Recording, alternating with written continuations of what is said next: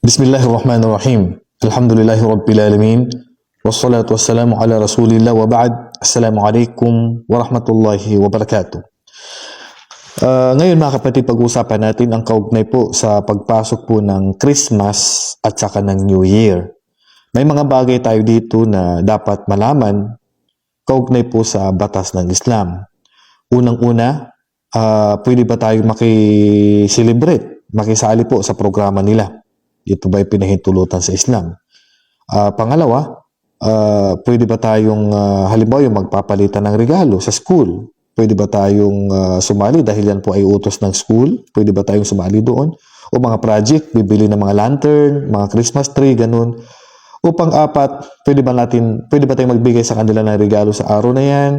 O kaya sila ang magbibigay ng regalo sa atin, tulad ng mga 13th month pay, bibigyan nila tayo ng pagkain sa araw na yan. O kaya aatin upang manood sa kanilang mga programa. At ang panghuli ay kung babatiin nila tayo, anong isasagot natin sa kanila. So yan po yung mga bagay na dapat na alam natin ang tungkol po sa bagay na to. At kung saan pa ulit-ulit po na itinatanong ng mga kapatiran natin. Una, bawal at haram na makisali tayo sa kanila sa programa nila na yan. Yung aatin ka sa party nila, sa Christmas nila, o sa New Year, pagpasok ng bagong taon, haram po yun.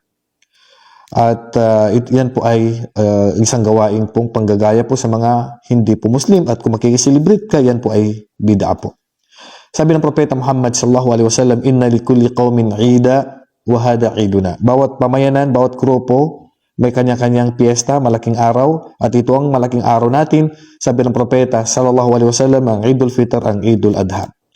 Dahil ang Propeta sallallahu alaihi wasallam nung dumating siya sa Medina, mayroong dalawang piyesta po ang mga sahaba doon pagdating niya doon. Pero hindi niya ito pinahintulutan na magpatuloy.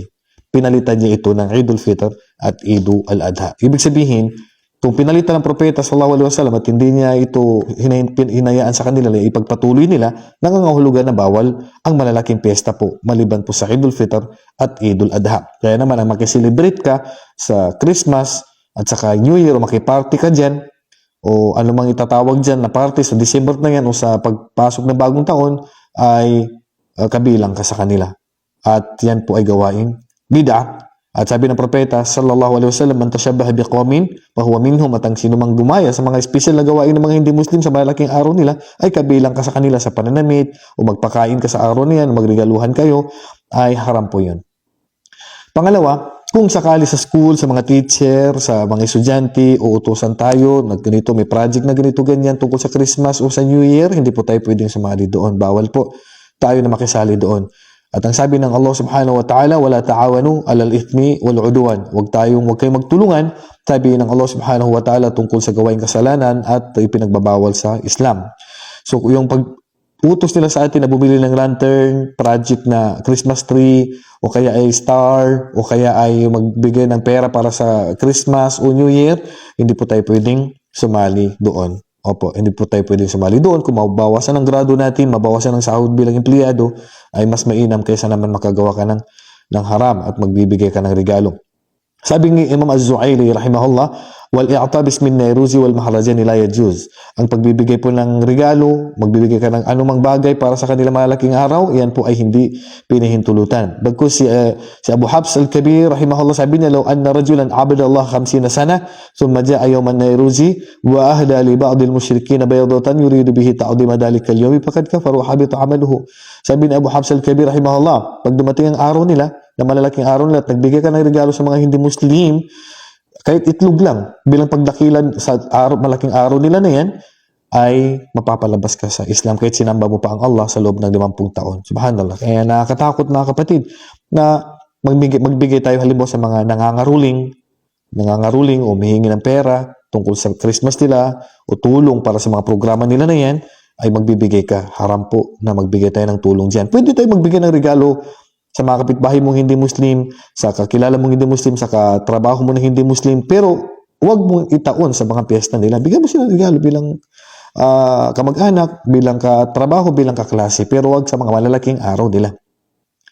Tungkol naman sa pagbati nila, pagbabati nila na Merry Christmas, Happy New Year, so sasagot na lang tayo ng sagot na ipapaliwanag natin sa kanila na pasensya na po kung hindi namin masasagutan ang inyong pagbati kasi sa Islam po bawal po sa amin ng pagbati po at pagsagot ng ganitong pagbati po. So, ibig sabihin, pag binati nila tayo, paliwanag mo na lang na pasensya na po, hindi po kami makasagot, o anumang magandang paliwanag, ikaw na pong bahala doon.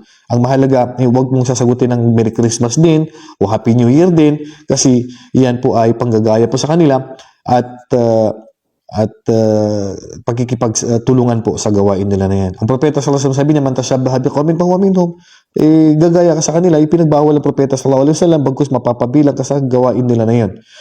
And then, tungkol naman sa pagtanggap mo ng gift nila, katulad ng 13th month pay o bibigyan ka nila ng pagkain, kapag sa malalaking araw nila, hindi lang natin pwedeng tanggapin dyan yung mga kinatay nila. Si Aisha radhiyallahu anha, tinanong siya ng isang babae, sabi niya, ya Aisha, inna lana adaran minal majusi yahduna lana yawma idihim. Meron kaming mga babae na nagpabadihi ng aming mga anak, nireregaluhan nila kami sa araw na malalaking araw ng piyesta nila. Sabi ni Aisha radhiyallahu anha, fama kana min dhabaihim fala ta'kulu fakulu min asjarihim. Kapag ka mga kinatay nila, huwag niyong kakainin, ang kainin lang yung mga bungang kahoy. Ibig sabihin, pwedeng tanggapin ang regalo nila sa araw na yan, basta hindi lang po kinatay.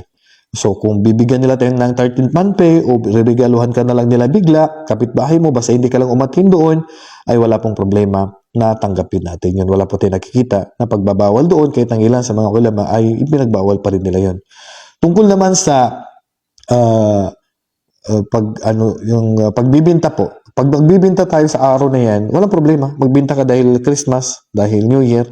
Pero sa kondisyon, hindi mo ibibinta yung mga paputok na ginagamit nila, yung mga turutot, mga paputok, o ano mga bagay na tutulong sa programa nila, mga Christmas tree, mga lantern, mga regalo. Hindi tayo pwede magbinta noon kasi pakikipagtulungan yun sa kanila. Ang pwede lang natin ibinta, yung mga bagay na normal din, hindi nila kailangan sa mga programa nila, kundi kailangan nila sa pang-araw-araw ng mga pangangailangan nila, mga pagkain, inumin, mga damit, basta hindi po ginagamit sa kanilang programa po. So, huwag kang magbibinta na may sulat ng Christmas o kaya ay pagpupromote po ng programa nila. So, yun lang naman po yung bawal. Pero kung magbibinta ka normal, ang mahalaga, hindi bilang pagtulong sa programa nila.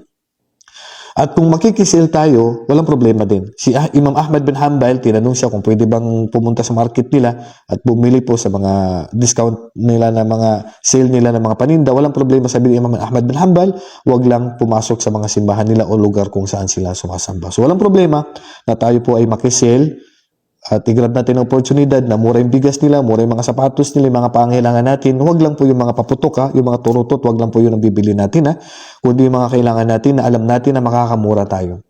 Pwede ba tayong umatin sa mga paputok nila, mga programa nila, hindi po pwedeng umatin, lalo yung mga concert nila, mga paputok nila. Ang katangian ng mga mananampalataya, sabi ng Allah subhanahu wa ta'ala, walladina la yashhaduna az-zur. Ilan sa tafsir ng mga ulama dito at sila mga mananampalataya, isa sa katangian nila, hindi umaatin sa mga malalaking araw o piyesta po ng mga hindi po Muslim. Kaya mga kapatid, iwasan natin na tumulong, sumali, makiparty, magbigay ng tulong, o kaya ay bumati, umaten sa ganito mga programa po. Dahil ang Islam po ay inosente po sa mga ganyan na gawain. May malaking araw lang po tayo sa Islam, which is ito po ang Eidul Fitr at Eidul Adha. So wag na po tayo magbatian, wag tayong sasali sa Christmas nila, sa bagong taon, kasi yan po lahat ay haram. Bilang isang Muslim, dapat nilalayuan niya ang mga bagay na ito. At kung kaibigan mo naman na nag-iimbita sa iyo, wag kang aatin at wag po kayong sasali. Kahit na kayo po ay nasa school o kaya isang teacher po. So ipakita po natin na tayo po ay Muslim at dapat po ang Islam ang nasusunod at nangingibabaw at hindi po ang pagkakaibigan ninyo. Islam po dapat lagi ang nasusunod po. Wallahu a'lam wa sallallahu ala nabiyina Muhammadin wa ala alihi wa sahbihi ajma'in. Assalamu alaikum wa rahmatullahi wa barakatuh.